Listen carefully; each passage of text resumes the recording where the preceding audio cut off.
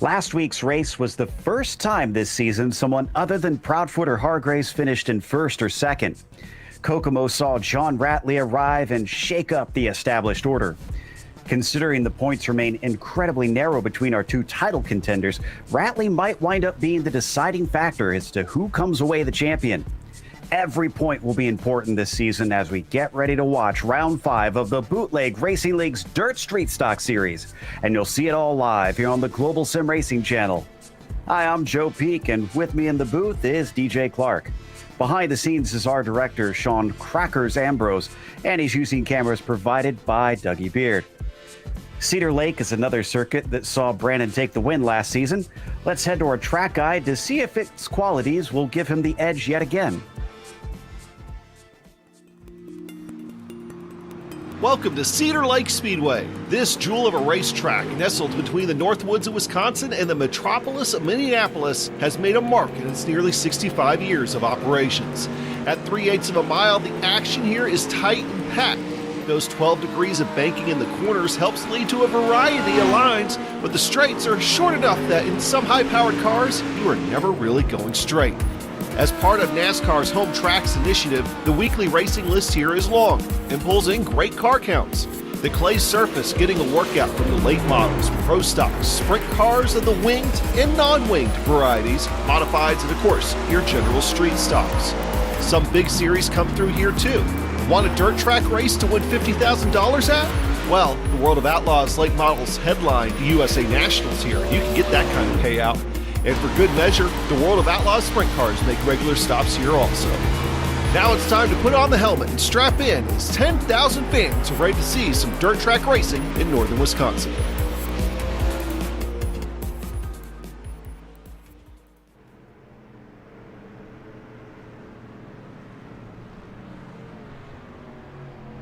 Well, DJ, we arrive at one of the newer circuits here on iRacing in the dirt realm to show up. What are the drivers going to expect with these dirt street stocks for it?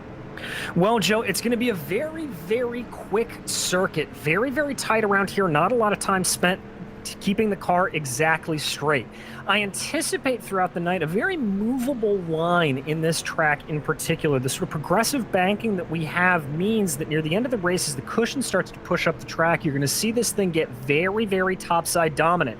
But as we've watched these guys going out here early in qualifying, they've also tried to make that bottom line work. Now, we often talk about the interior retaining walls or the tires on the insides of these dirt tracks. There are tires around here, but they aren't nearly as deadly as some of the other little tractor tires that we've seen, especially in these tanks of street stocks. You will be able to run over them a little bit and walk away without too much major damage.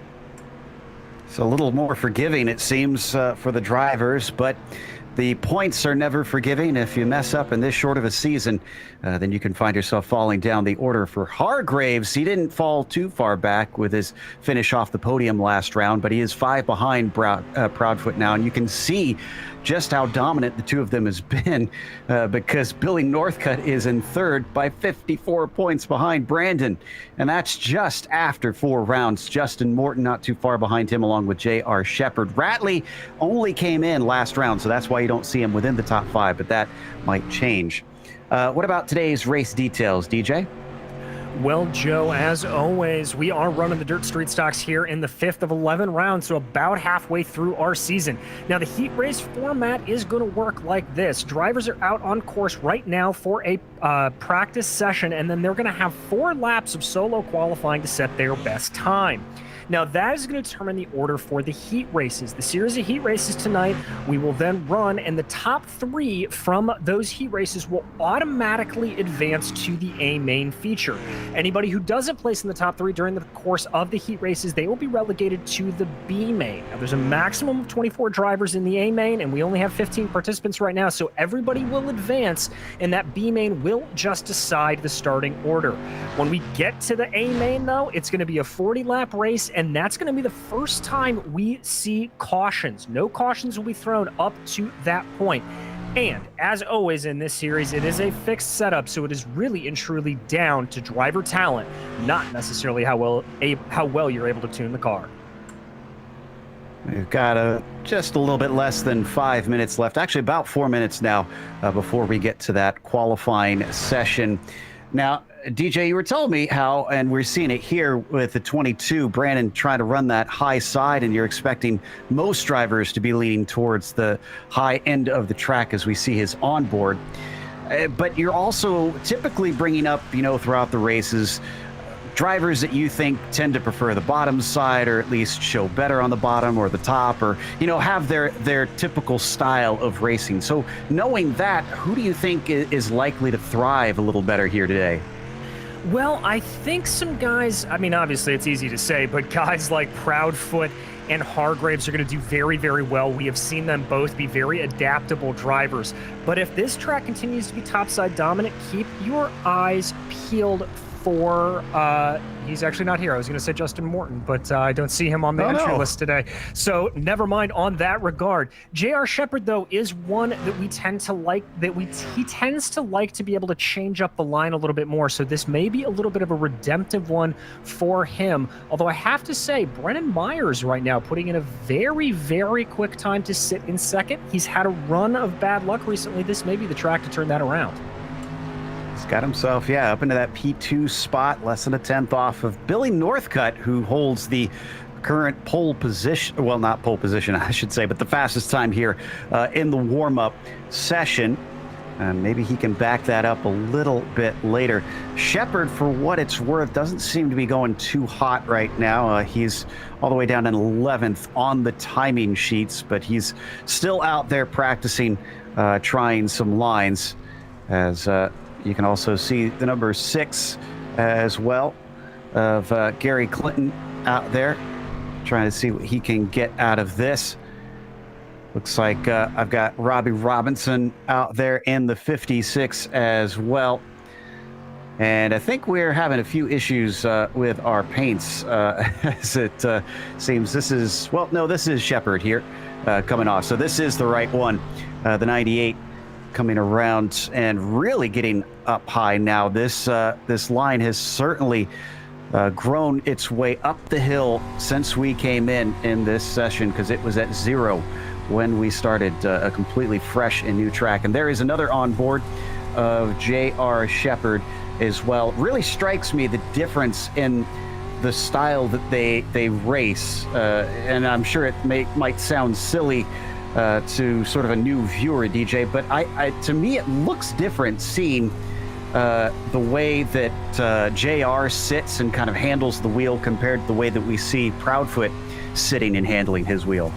It's very true, Joe. Proudfoot tends to be a little bit lower down in the seat, a little bit kind of slouching over. You see JR very, very upright in the way that he does it.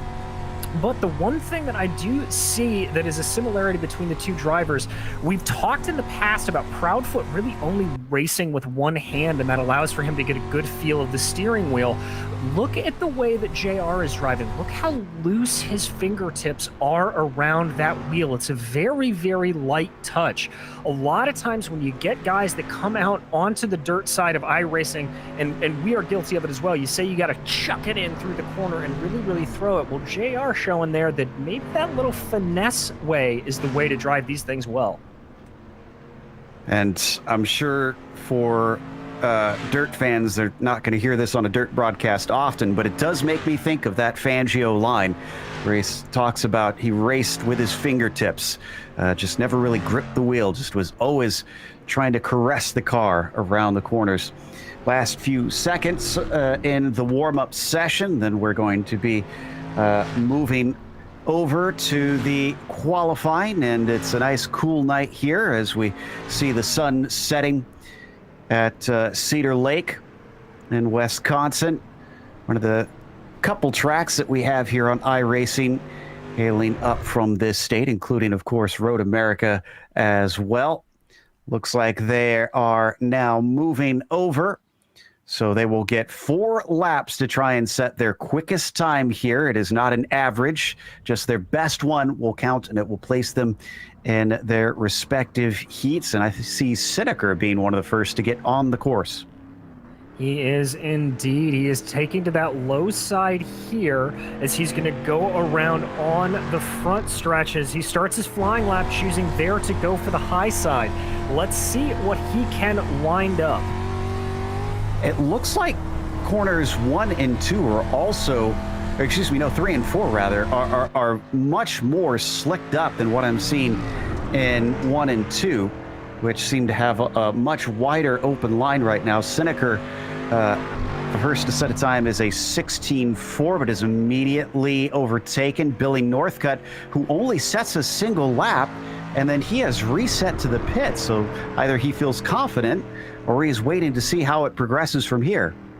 Yeah, that may be a decision if he maybe wants to run a little bit of a different line and let for parts of the track to slick in a little bit. And Joe, you are right, that entrance to 3 and 4, very, very slippery, although 1 and 2, not exactly a cakewalk as well. As there you see your provisional pole seater, Billy Northcutt making his way around. John Wilson on screen now, currently sat in 3rd. Hargraves, another one that only did single lap, and then he went back into the pit lane. Good enough for the second fastest time. We're still waiting for Proudfoot to get out there. We also don't have Ratley with us today, unfortunately. So unless he shows up in these last few minutes of the qualifying, he will not be able to take part in today's event. Yeah, it's a little disappointing to see him as there you saw Wilson and Seneca coming in. Joe Segala now coming out around. Wasn't able to exactly ride that cushion all the way around. Ooh, big over rotation there coming off the corner. I don't think this is going to be the fastest lap, and indeed, there he comes slowing down. But here's your provisional pole seater, Billy Northcutt, trying to get some speed up here and maybe set a new lap. And Gary Clinton's second lap pushed him up into 6th. That is a very good time for him. So glad to see him making yet more progress out here. Let's see who else has got laps left. Looks like Bobby Hayes has 2 of them left to go. J.R. Shepard has a few. In fact, I don't think he's set a time yet for Bobby Hayes. That one doesn't go faster, unfortunately. And Proudfoot is now out there. He is indeed. Let's see what the 22 driver decides to do. Wants to rip that high line. We've heard a lot of drivers talking about how the high line has changed now that these new tire models have come onto the car. Billy Northcutt still sitting at the top with Proudfoot and Hargraves 2 and 3 behind him. Let's see if Proudfoot's got anything on this second lap. He does. That's faster with 16:095, and that's going to keep him in second. Shepard bumped down to 4th now, but still very quick, as the 98 has 1 more lap. Proudfoot goes by a 3rd time. Must have tipped the wall, and I think he did again, so that is going to be it for his qualifying. Shepard's 4th time around, a 16:395. That's not going to be an improvement. And with that, with a little bit of time left on the clock, the 71 is back on the course. Little bit of gamesmanship here, maybe from Hargraves. He just wanted to see how hard he had to push the car. Interesting, he's diving down to the low line here. We haven't seen a whole lot of drivers doing that. This may just be a little bit of a test maneuver to see how he can do, but let's see what that time looks like as he crosses the line. See, a 16 flat, and that is good enough for pole. Wow, and his first flyer back, and he shuts it down on the second one. Nope, I think he is actually still going. Looked for a second like maybe he was going to go a little bit slower on this one. And he comes across and is within a couple hundredths of a second of matching that time. Just incredible from William Hargraves to show everybody up. And Chris Hazlip is the last one, but it looks like he's going to run out of time as well because he's got 2 laps left, but he's going to have to get out there just about right now if he wants to put another flyer in. So I think our grid is about set. We're going to let that clock tick down, then we'll head on over to the first heat of the night. Again, these are going to be very short races, only 6 laps that the drivers will get to try and advance positions, and the top 3 will automatically be sent to the feature event of the night. So it is important for your starting position into the main race that hands out the most points of the evening. Looks like they're gridding up now for that first heat. So let's go through that starting order. You've got William Hargraves, who will start on the pole. J.R. Shepard will be to his outside, and then it is Robbie Robinson starting P3. In fourth is going to be Joe Segala, and bringing up the back of the field will be Chris Hazlett. All right, so we're waiting for the pace truck to lead them around, all 5 of them on the grid, so they should be taking off any moment now. Now, in some of the previous tracks, we've talked about the difficulties of overtaking, especially with these heats. In fact, we look at places like Weedsport, where the heats proved incredibly tough to try and get passes done. What do you think it's going to be like here, DJ? Will this be pretty open to trying to move your way forward, or is this going to be a very hard row to hoe? It's going to be a little bit interesting. The shorter straights here are certainly going to present a little bit of a challenge for the drivers, but I think really watch out for some slide jobs to be able to be thrown around here. We saw, in fact, Hargraves on that last qualifying lap that he did, running a slider line through 3 and 4. So I think passing is going to be possible, and if drivers are on top of their game, we could see swapping slide jobs as the course of the night goes along. Right, the pace truck should be leaving in a moment, and then they're going to give control to Hargraves. So as they come out of 4, there goes the pace truck. He speeds it up, and the green flag is out. It's a good start for Billy, and J.R. Shepard follows him about a lane higher, maybe trying to go underneath him. No, gets covered off and actually tips the wall behind them. A little bit of a problem for Chris Hazlett, who almost loses it, but keeps it from wrecking. Thought for a second there that JR was going to have a little bit of something coming out of 3 and 4, but nothing doing there for him. They make their way out of 1 and 2 right now. Hargraves able to get that gap up to about 3 car lengths, and I got to say, JR Shepard's got to be a little bit careful. Robbie Robinson not exactly looking slow here today. Yeah, but Robinson's also got to watch out behind him because Segala has not dropped away. Shepard took a little bit of a look on the shallow side of 2 underneath William Hargraves. Didn't quite work out, but he's actually trying to threaten. Yeah, he really is. Looks like he was able to run a little bit better through 1 and 2 on that last lap. Hargraves now switching up to the high line through 1 and 2 and sticking low through 3 and 4. There's that slider line, like I talked about, how he really did well in that during the course of it, and indeed able to go about 1/10 of a second faster on that last lap than J.R. Shepard. Now things are settling in. A little tip of the wall, though, for Hargraves that time. That sort of curved run along the short stretches certainly causing problems for these drivers as we're down to the final lap already of this first heat. It's still Hargraves, Shepard, Robinson, who are looking like they're going to advance. Both are top 2 using that slider line, but Hargraves is going to take the win in the first heat. Shepard finishes second, and Robinson winds up with third. Segala and Hazlett will have to head to the B main to figure out their starting positions for the feature race. And now we head to heat number 2 of the night. And that one is going to have Billy Northcutt on the pole position. John Wilson starts second, and Gary Clinton with an excellent bit of qualifying in P3. Bobby Hayes will be lining up in 4th, and in 5th will be Michael Davis. So got some valuable information from that first heat. Certainly looked like, unless you have quite a bit of an advantage, some drivers struggled to actually make that any passes stick. Yeah, it was a little less racy than I was anticipating, but I think as we continue to go on through the night, put more and more cars down onto this track in a single race, you're going to see a lot more clumping of cars and a lot more interesting lines kind of being forced to be made out of necessity. We'll have to keep an eye. We have seen a couple of times in the past, Joe, the second and third heat races of the night have been absolutely electric. That could be drivers that qualify out of position, just couldn't get a good run in, and that can, of course, switch things up a little bit. But this time, it is going to be Billy Northcutt who will be given control. And this is one of those very interesting tracks because the pace truck, as you can see, has to accelerate away from them and then leave. But they eventually get the green flag, and it's a very good start for the 6 as Clinton manages to get underneath John Wilson. Can he keep him from coming back at him as they come onto the stretch? Yes, indeed. Wilson under threat from Davis and Hayes as well.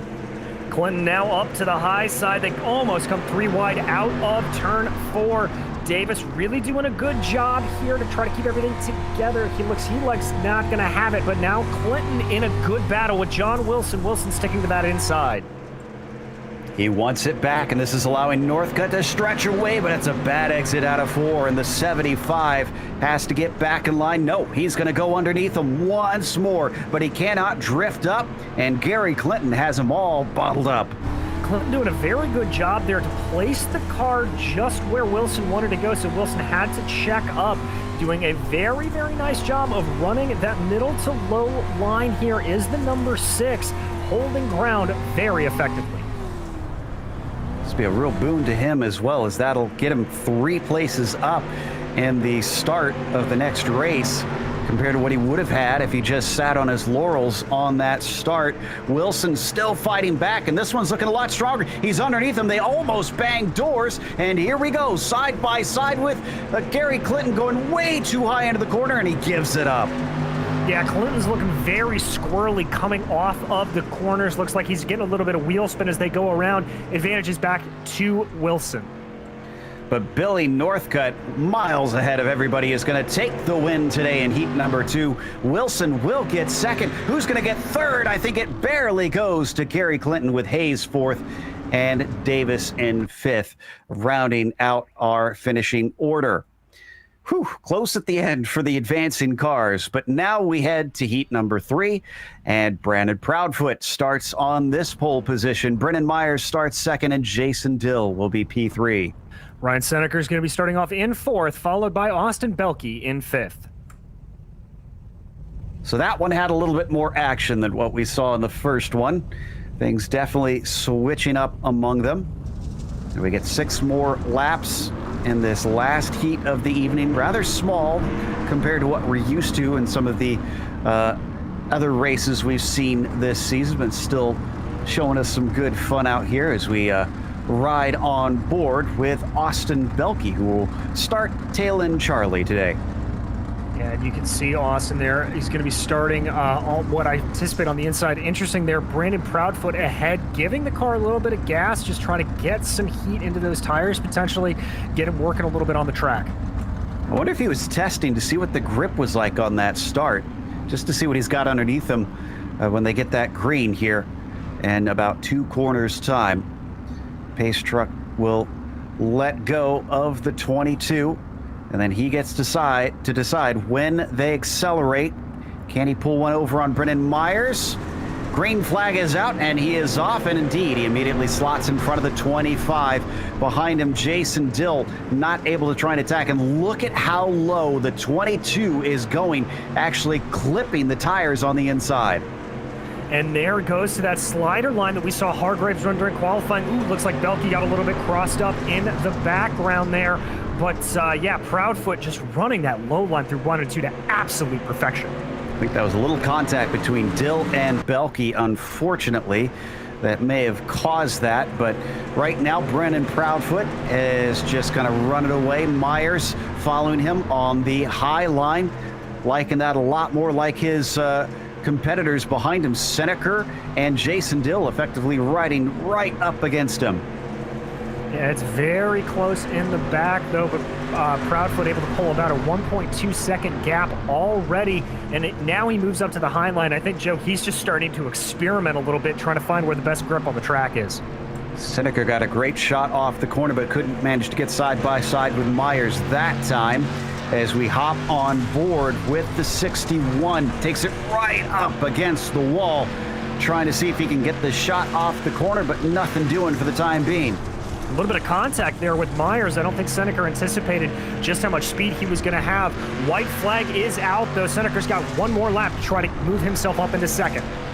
Can he steal a better starting position for the feature race? The best starting position for this heat, though, is going to go to Brandon Proudfoot as he comes out of the final corner, once again stomping the field with victory in the third heat.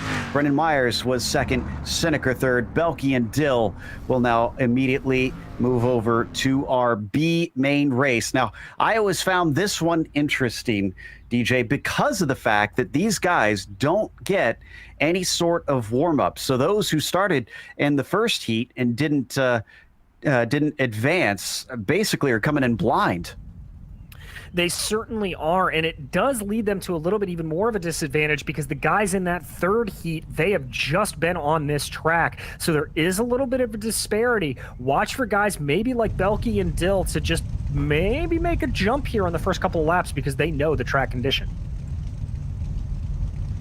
Couple more cars and a couple more laps. We're looking at 10 laps for this one, and well, I shouldn't say a couple more cars. There's only 6 compared to the 5 that we've been used to.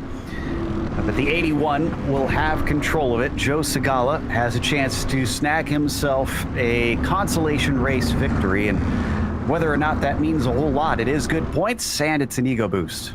Exactly, and it gives you a little bit of bragging rights as you go in. And as we have seen in any of these dirt races, the farther up you start in the field, the less likely you are to be involved in an incident. So track position always key in that regard. Did we lose Michael Davis? Did his connection go out?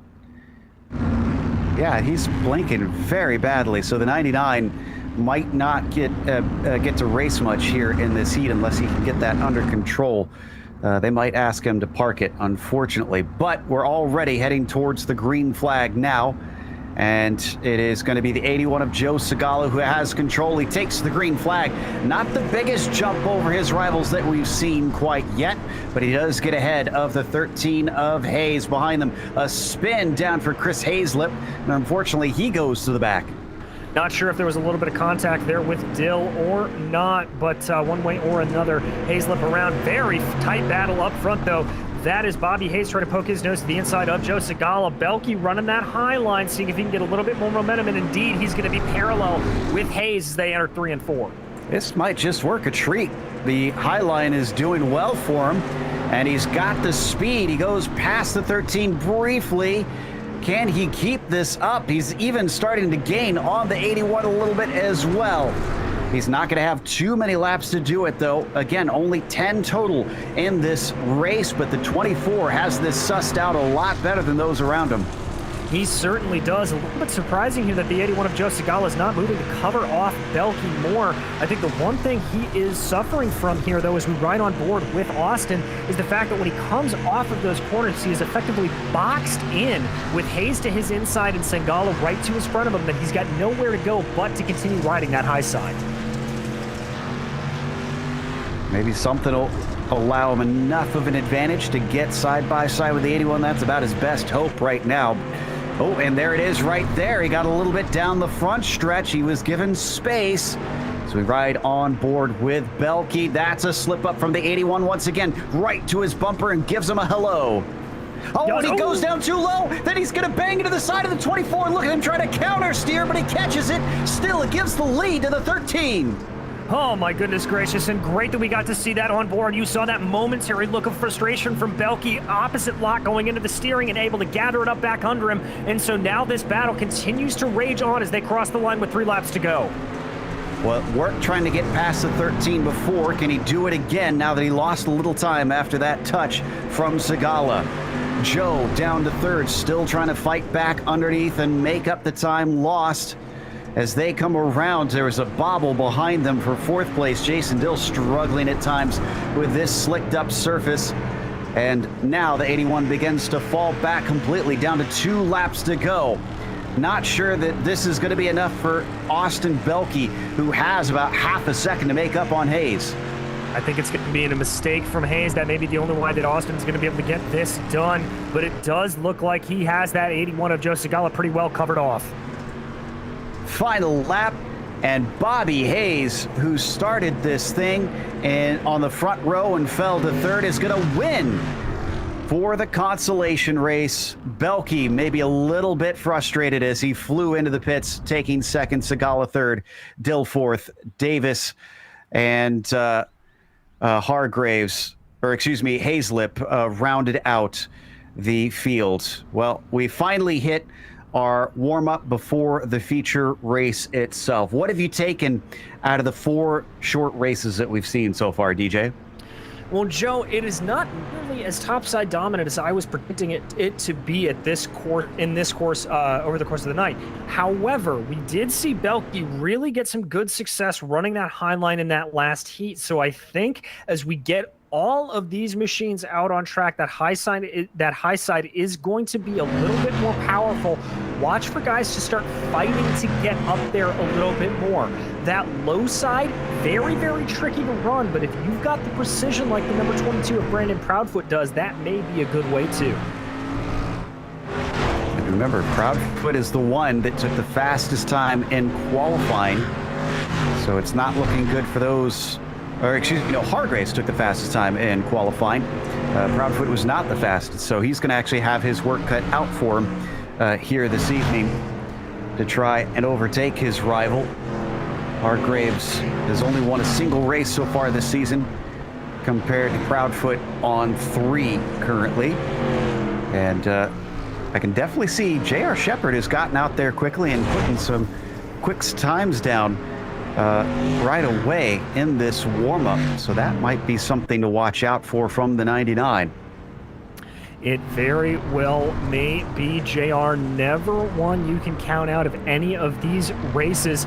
Waiting right now for Dill, Hayes, Belke, Hargraves, and Davis to come out on and make some of their times right now. The drivers are not required to come out. All it does is give them information, prep them for the feature race. As we ride on board with Segala now. He's one that I'm sure is maybe a little bit upset with themselves to make a mistake and give up a chance at a win there in that consolation race.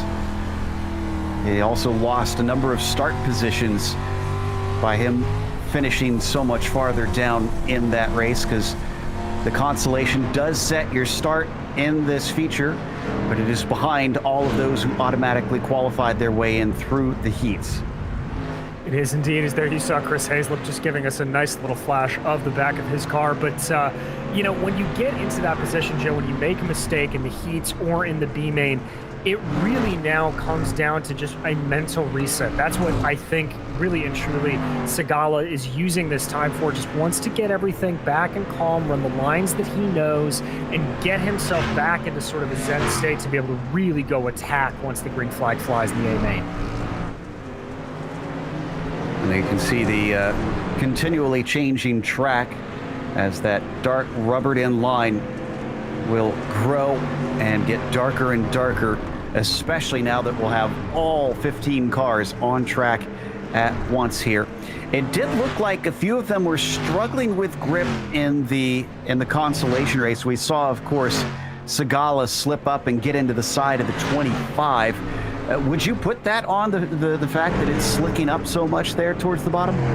I certainly would, Joe. I mean, if you look at the track state as it is now, there's a very, very narrow band of moist dirt down to the inside. And really the only way you're going to be able to run that low line is if you can hook your left front tire onto that and then let the car sort of use that as a pivot point to slide through the rest of the corner. Wilson looked like he was struggling a little bit to do that and was running more of a midline through the corner, running all 4 wheels into the slick dirt, and that is very, very tricky to do. It'll cost you time. Your wheels are going to spin. You're not really going to get the same results as you want. Now hopping on board the 73, Chris Hayslip. Unfortunately, not having the quickest of nights for him. He's looking decent-ish in this warm-up as he sits 9th on the timing boards. He's experimenting with some lower lines, seeing if there's anything that'll help out, and actually gets a bit of a shove there from behind. We didn't see it, but Robbie Robinson made some contact with him, and that's why he suddenly got all out of shape. Just a few seconds left, and then we start to grid up for the feature race tonight and round 5 of the Bootleg Racing League Dirt Street Stock Series. We could be right back to the pattern of Brandon and William taking the first and second spots, not necessarily always in the same order, but as I mentioned last week was the first time that one of them did not finish in P1 or P2, which is quite impressive. Also impressive is our starting order, which has William Hargraves on the top spot and Billy Northcutt starting in P2. Brandon Proudfoot will begin from third position, with J.R. Shepard not doing too shabby, starting from fourth. John Wilson starts from fifth, and then it's Brendan Myers in the sixth position. Seventh goes to Robbie Robinson, Gary Clinton in eighth, Ryan Seneker ninth, and Bobby Hayes rounds out your top 10. In 11th is going to be Austin Belke, followed by Joe Sigalo, with Jason Dill and Michael Davis in 13th and 14th, and bringing up the back of the field will be Chris Hazlett in 15th. Pace truck leads them away. We'll get 2 laps, and then we go hopefully racing for 40 laps here today in Cedar Lake. And already Billy Northcutt flies forward to get right up next to the pace truck. Doesn't do anything as long as you don't actually pass it. You're not given a penalty. And this is interesting, Joe. Remember, these the pole center here does have lane choice, and it looks like that Hargraves is going to stick to the inside here. Not exactly what I would have anticipated. I would have thought that that outside lane may be a little bit more momentum, but we'll have to see if that decision changes over the course of the night. Pace truck is getting ready to duck away.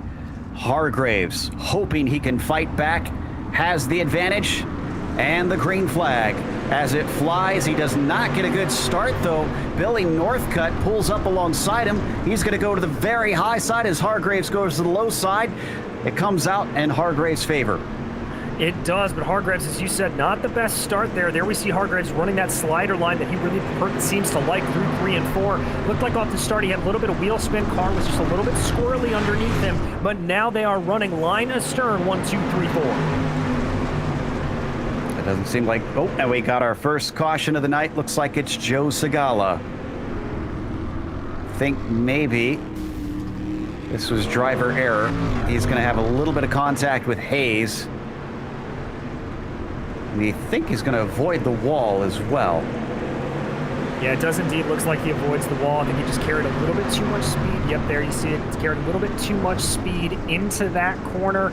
Tagged a little bit of Bobby Hayes. Was able to gather it up and not end up in the retaining wall. And the cars that went by him were Davis and Hazlett. Quick onboard here with Chris Hazlett. You can see some very, very good avoidance there from the driver of the 73. Oh, move him up 1 position. I'm sure he'll be happy about that one. As we come back live, looks like we'll restart on lap 6 as we're just getting the lights off on the pace truck, or should be here in a moment. It is still Hargraves starting it off on the bottom. Northcutt next to him on the outside. What did Billy gain from last time? What did he learn to try and change it up and prevent that from happening again? Or can he, for that matter? There goes the pace truck. It is in, and the green flag is out. That looked a little better for William. And unfortunately for Billy Northcutt, that also opens the door for Brandon Proudfoot, who's going to try and slide up in front of him, but he doesn't have enough room. Yeah, looks like Proudfoot was a little bit of the odd man out there going through 1 and 2. Now Shepard joins him down on the low side. Despite him having a little bit more speed through 1 and 2, it is now firmly back into Billy Northcutt's favor for second place. That looks like John Wilson of the 75 being the brave man down on the low side through 1 and 2. Banded out 3 wide there for a brief moment. J.R. Shepard, and another caution. I think this one's Seneker in the fence, literally.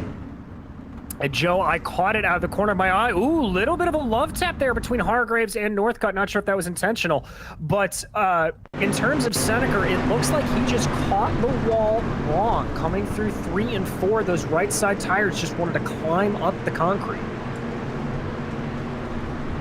Well, I'm sure if he wanted to pay for some fencing lessons, someone else would have been happy to oblige, but that is not going to help him as he goes a lap down, having to take a tow, getting stuck up there. Let's watch from the Michigander's perspective. Yeah, just too hot. Yeah, I just carried a little bit too much speed, and sometimes these tires do tend to do that along the outside wall. So there you see him taking a tow, having to reset. He'll be, I'm guessing, doesn't get this thing going right away, 2 laps down by the time they restart. That is a real shame. So 14 drivers still on the lead lap, and we are already double file, restarting on lap 11. So far, this has been essentially the Hargrave show, who's going to start from the outside.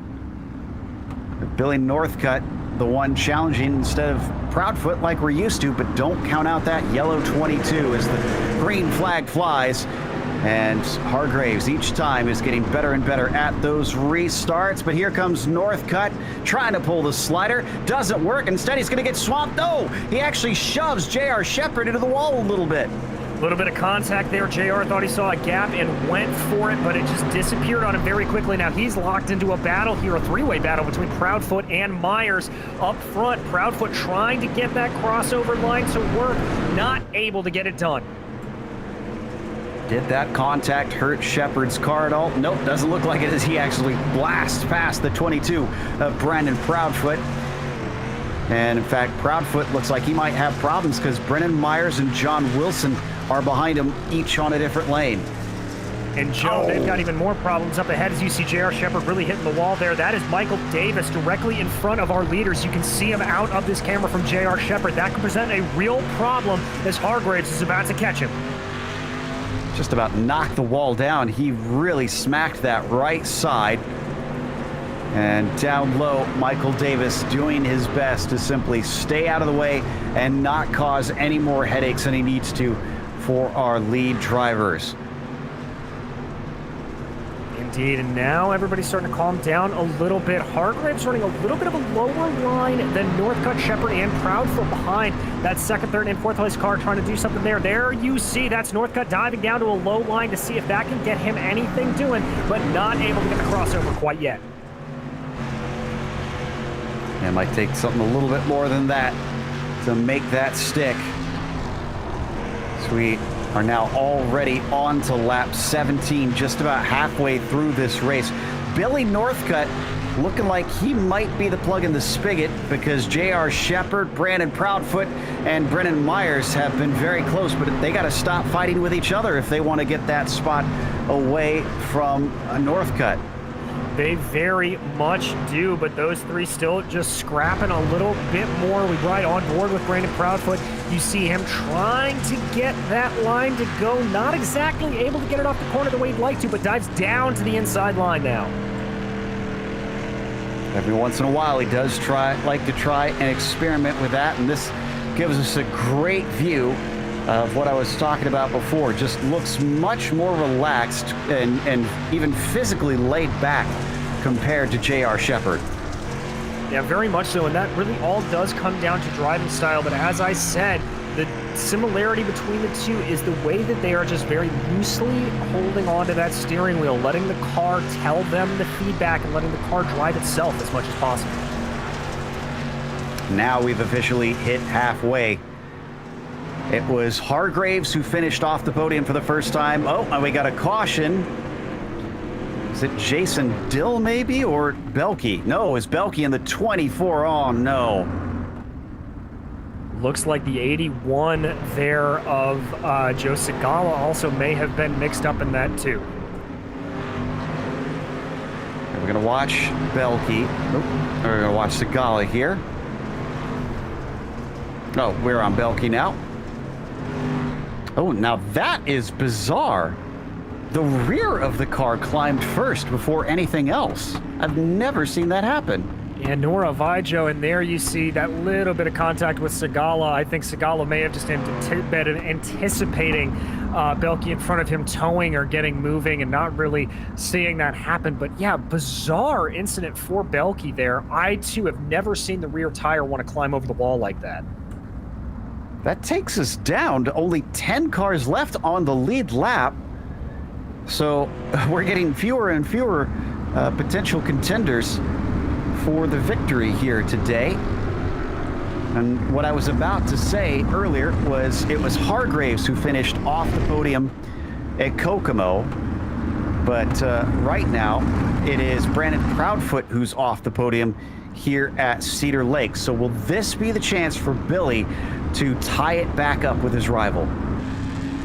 We will have to see. And interestingly here again, Hargraves opting to go back to the low line to start off on this restart. So a little indecisive potentially, let us say, of him jumping back and forth between starting high and starting low. Waiting for it. And nope, sorry, excuse me. Bit eager with the trigger. He's got to wait another lap as they did extend this caution. Oh, excuse me. No, they are ready to go now. I was a little bit behind, and indeed, William Hargraves is off like a shot, but now it is J.R. Shepard challenging for second, actually getting into the side of Billy Northcutt. Yeah, that caused him to not rotate where he needed to and lost him a little bit of time there. And now it looks like it is Proudfoot trying to dive down to the inside, seeing if he can get a crossover on J.R. Shepard. Not moving up the track, but he is alongside as they go down the backstretch. And Brandon Proudfoot might be able to get onto the podium here. Shepard is to his outside, but that high line seems to have been working quite well for most drivers. Big bang into the wall from Brennan Myers there in fifth. Oh, we got a big wreck. That was Wilson. That was a monster hit. Yeah, Robbie Robinson mixed up in it as well. I think Bobby Hayes collected too. Let's check out the replay, Joe. This is another one of those cases where it's a good thing that this is virtual, because the 75 just got turned perpendicular to the wall and plowed into it. Although I really hope he did not have a direct drive wheel, because you can break wrists with those things.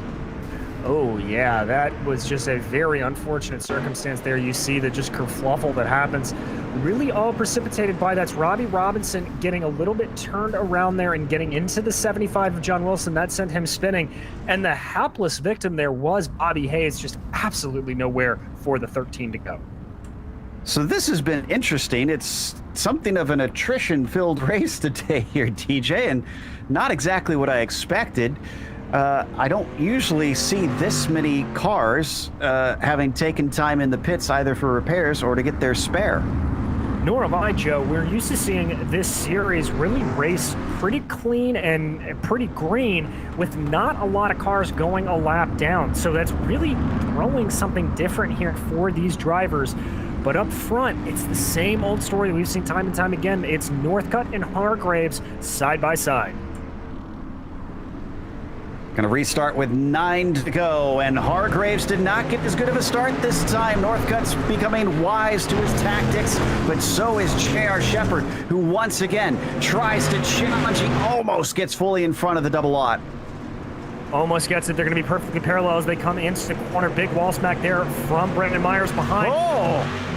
Wow, with a slide job there from J.R. Shepard. He got it done. I didn't think that would work, but now might it? Oh, it happens right back to him. And we got a big wreck behind them once again, this time with Clinton, Brennan Myers. Oh my goodness, this is almost exactly like the last one, but bigger.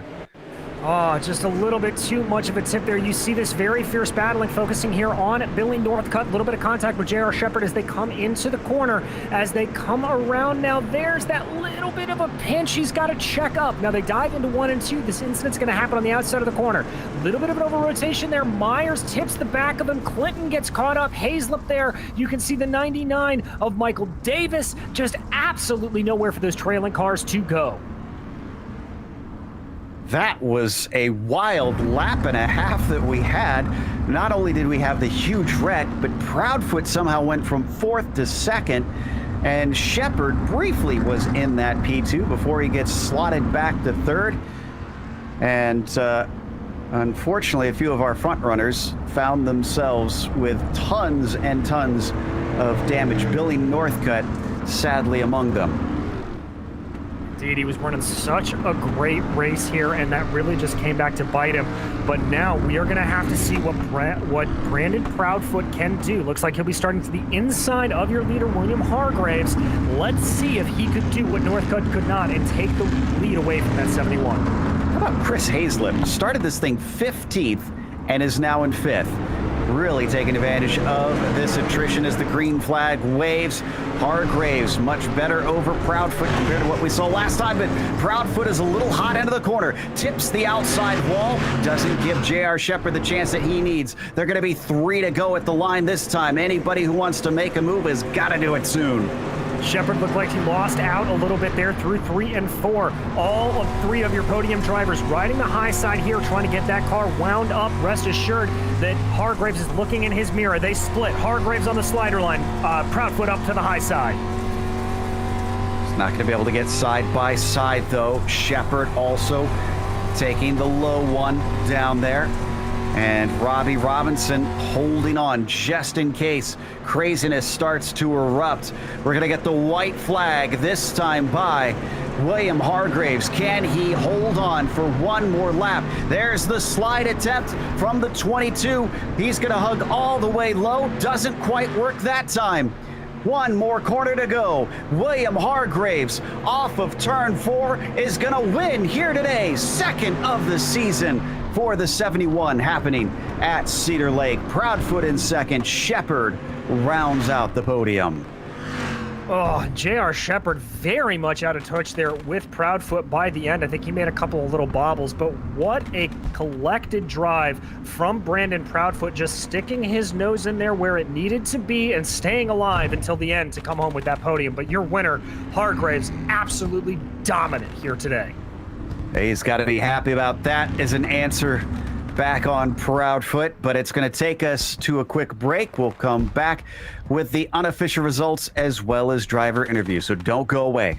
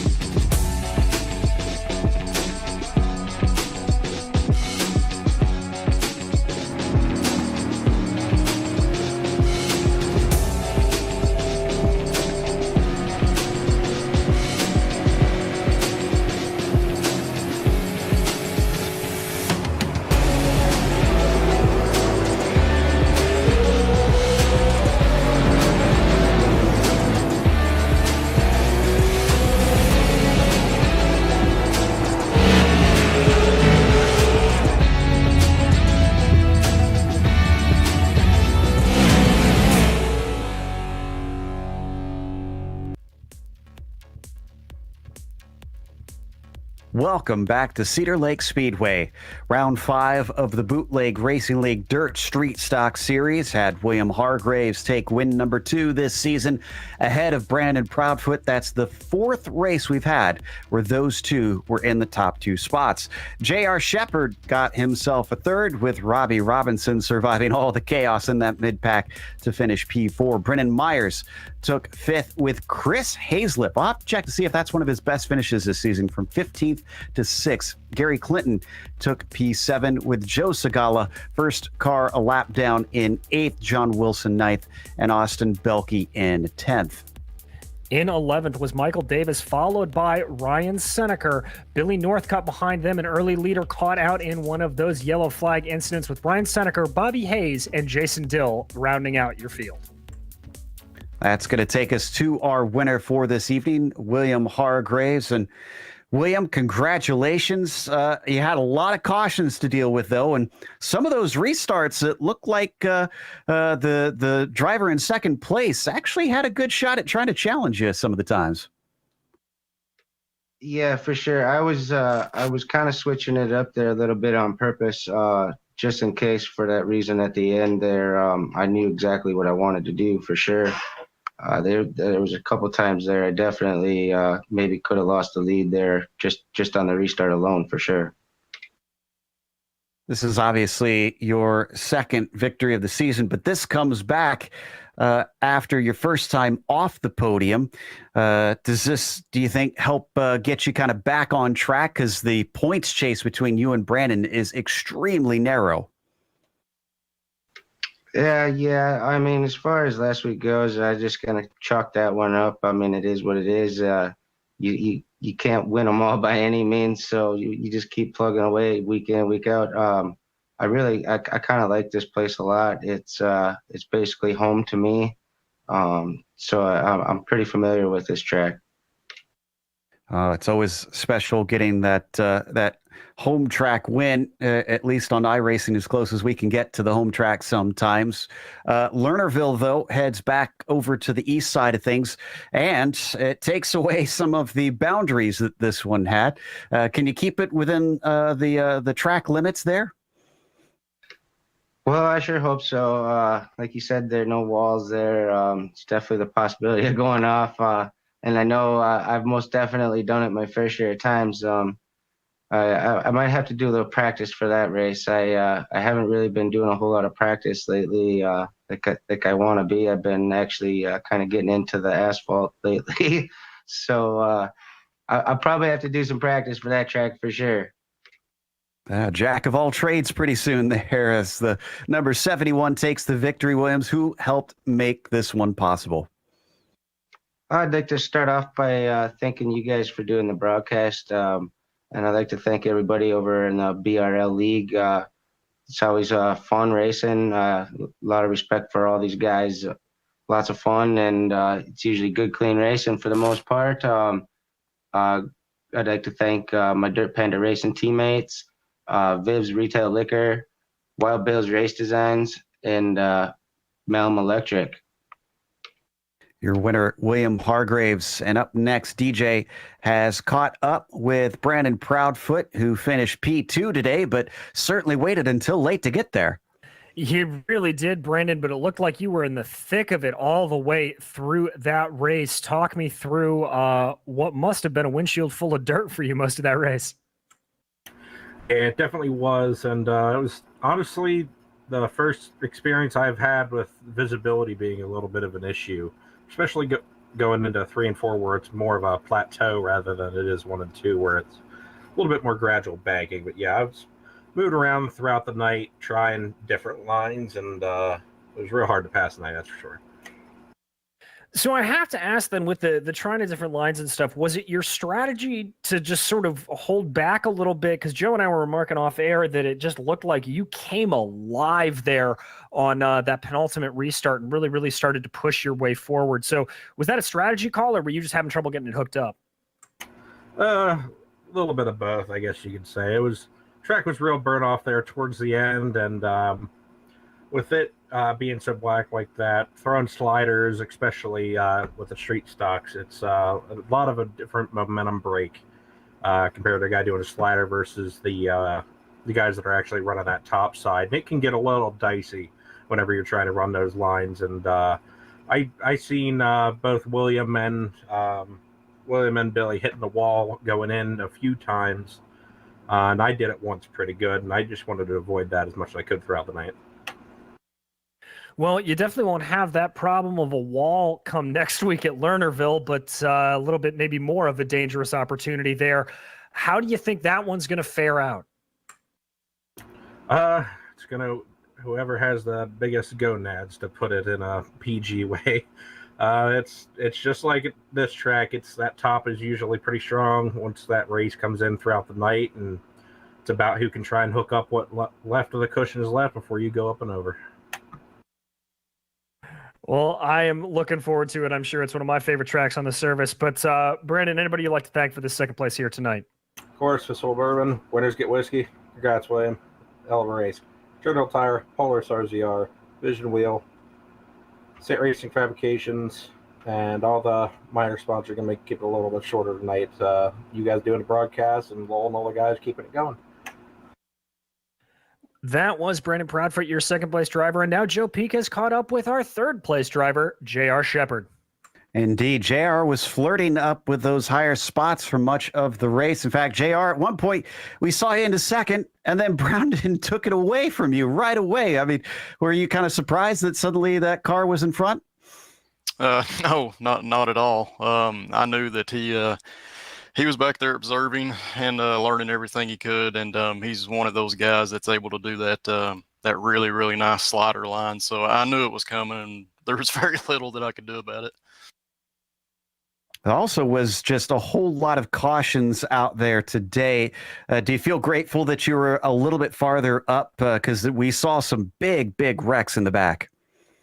Yeah, I don't know everything that happened in the back, but I knew we kept getting cautions, and that does make you feel good when you qualify high enough that you can start up front. But at the same time, I would have much rather have had a more green flag race. Those cautions kill me on dirt. I can't ever seem to get going at the beginning, so just lucky that had good track position, was in the right place on some of those. Yeah, speaking of that qualifying, you fared pretty well with a fourth quickest time. Do you think you could get yourself maybe up on the pole one of these days? Anything's possible, just depending on track conditions. If I do, it's going to be one of those just being lucky type things, because Brandon, Billy, and William are extremely fast every week, and there's a couple of guys that weren't here this week that are fast. So yeah, we might be able to, but it's going to be luck. Well, got to keep trying, I suppose, and congratulations on a podium. Can't wait to see you in a week's time. I appreciate it, guys. Thank you. There's J.R. Shepard finishing in third here today, and that's going to close out our interview. So, of course, we would like to thank the Bootleg Racing League for bringing us back for another season of coverage. But we also want to thank the companies that provide the software and the hardware for our broadcasts that you see listed here on your screen. Additional thanks to June Lalonde, who provides our wonderful music. See the screen for how to get a hold of more of her great work. And thanks to the team today, DJ, Sean, and Dougie. If you'd like to find out more about GSRC, including upcoming races, you can find it at globalsimracingchannel.com, or check out our social media through the outlets listed at the bottom of the screen. And if you'd like to support the channel, check out our merchandise store at simracingmerch.com/GSRC. Link is in the description below. Don't forget to subscribe to our YouTube channel so you don't miss a moment here on the Global Sim Racing Channel. The next race at Lernerville will be Friday, May 7th at 8 p.m. Eastern, but we also have upcoming races for other series listed on the screen. So check those out and mark them down on your calendar, including For Drink Friday coming up in just a couple hours' time. And it's in the 87 Cup cars again at Circuit of the Americas, of all places, 10 p.m. Eastern for that one. Until next time, race clean, race hard. We'll see you on the track.